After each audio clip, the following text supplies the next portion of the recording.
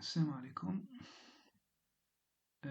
Correction du devoir d'algèbre S3. R3 est menu de la base canonique E1, E2, E3, soit la matrice A d'un endomorphisme F de R3 dans la base B. C'est-à-dire que A égale à quoi? Est égal à la matrice de F dans la base B0. Déterminer le polynôme caractéristique de A. Donc par définition, le polynôme caractéristique de A, c'est la matrice A où on retranche sur la diagonale moins x. Donc on remarque que la ligne 1 contient 2 zéros.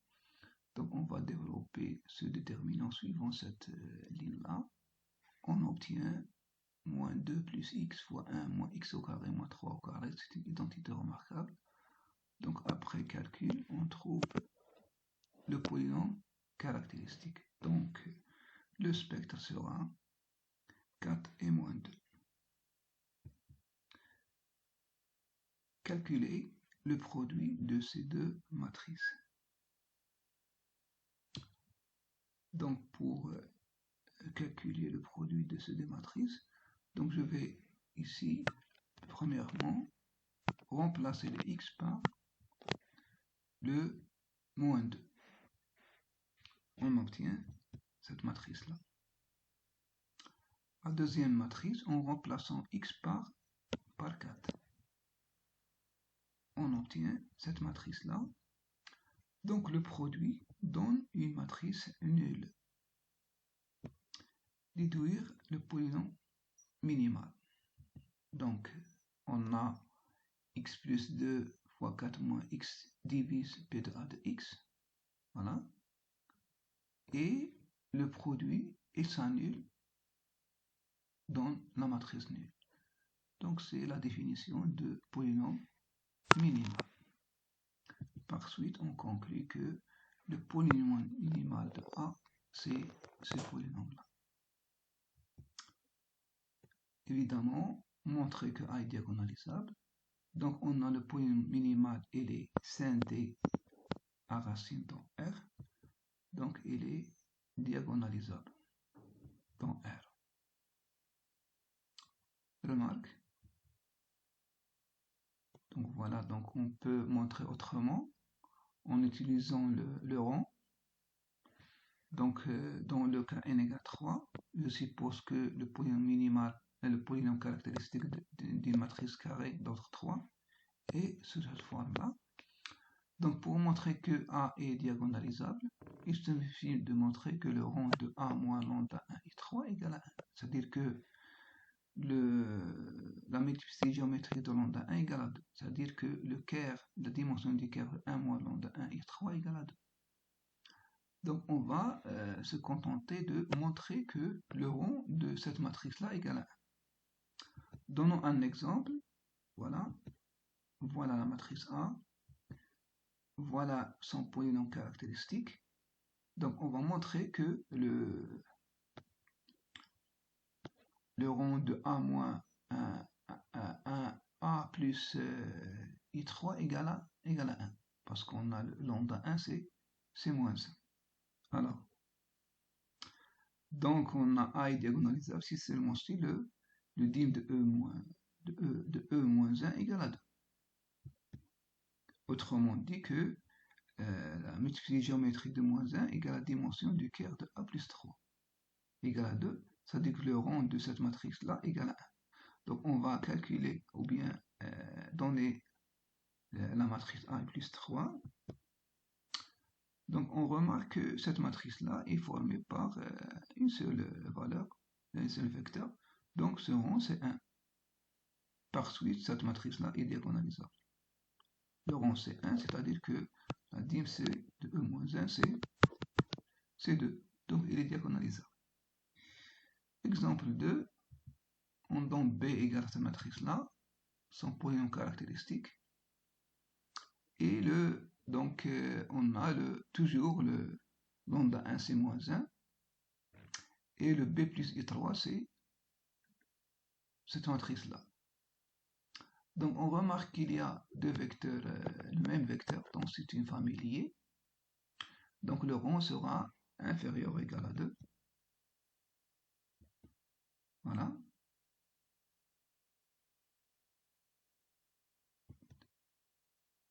De plus, les deux derniers vecteurs, voilà, ce vecteur-là, donc le déterminant extrait, c'est moins 3, il est différent de 0, donc ils sont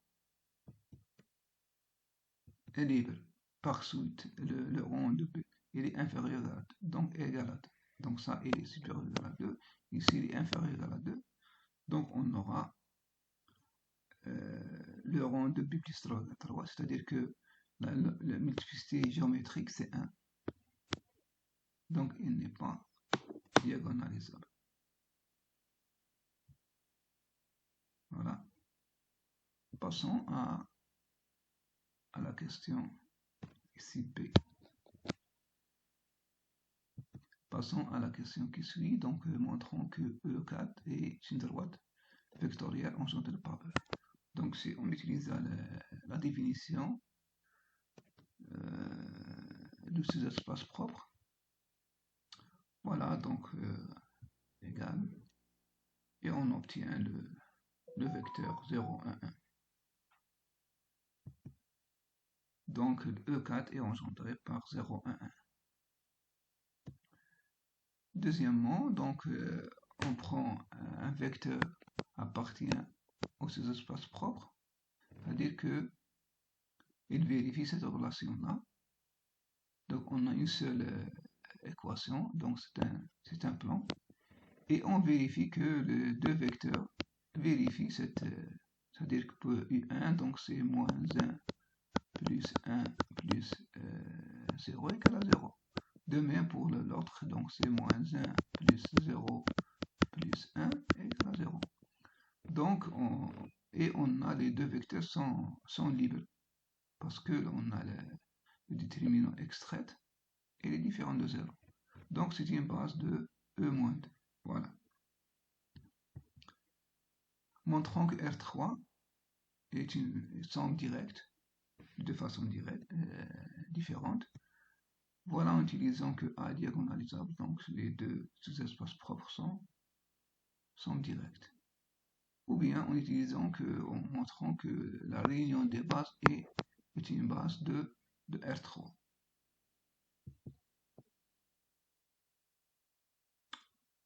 Donner la matrice D de F dans la nouvelle base. On va écrire les images des éléments de la base P1. Voilà, donc A1, U1, A, U2 et A3 ici. Ici 3, pardon. Voilà, donc, et on aura la matrice de F dans la nouvelle base. Voilà, qui est diagonale. Donner P la matrice de passage de B vers B1. Donc, par définition, il est formé par les vecteurs U1, U2, U3, tout simplement.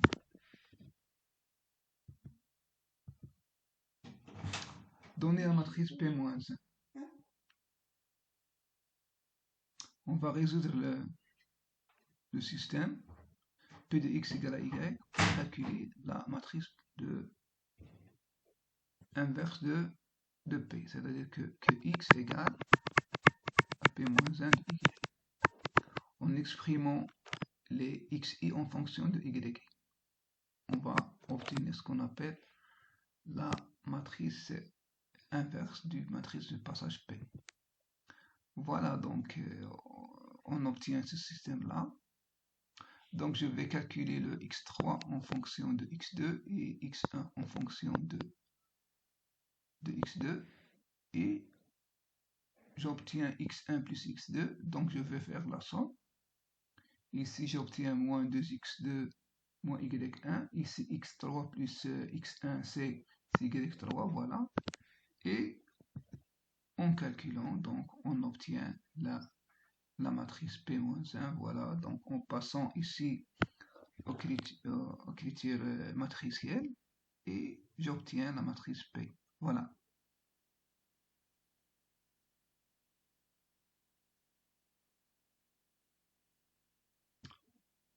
Calculer donc T de n sous forme matricielle, puis calculer la limite de Tnt. Voilà, donc on a T de T égale à quoi? Donc, avant, donc, il fallait calculer le... Donc on va calculer ici le T de AND.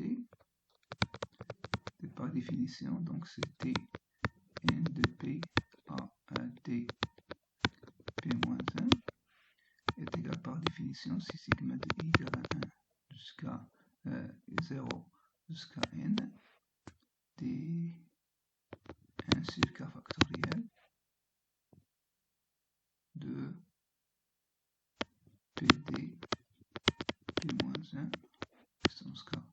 Donc ça c'est égal à c'est sigma de I égale à 0. Donc c'est ici à n d1 sur k factoriel dp de d p-1 fois p d p-1 donc k fois donc moins 1 k fois. Donc on a une simplification, ça donne quoi? Donc en résumé ça donne sigma de égale à 0 jusqu'à n dp d puissance k ici, donc je prends le i ici s'il vous plaît, pardon, i donc est égal à 1 sur k factoriel. Donc les p et les p-1 ne dépendent pas de k, on peut faire sortir de la somme.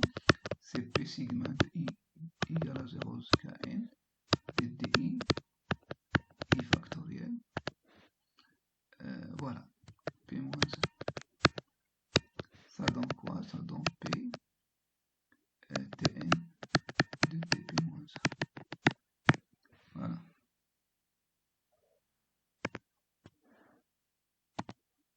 Voilà donc voilà le transformé de A par cette application-là et se calcule en fonction de le transformé de D par Tn. Voilà. Donc voilà, on a calculé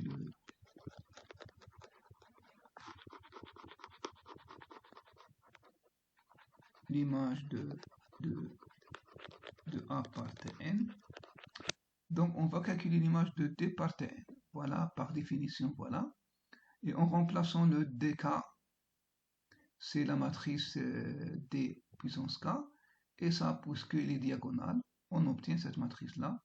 Et en faisant entrer la sommation dans la matrice, on obtient cette matrice-là. Voilà, en passant à la limite. Donc voilà, passons ici la plus l'infini. Et par définition, ça l'exponentielle de 4. Et ça l'exponentielle de moins 2. Voilà. Et on va calculer la déduction limite de Tn de A. Donc on a déjà montré que Tn de A c'est P Tn de D Pn moins 1.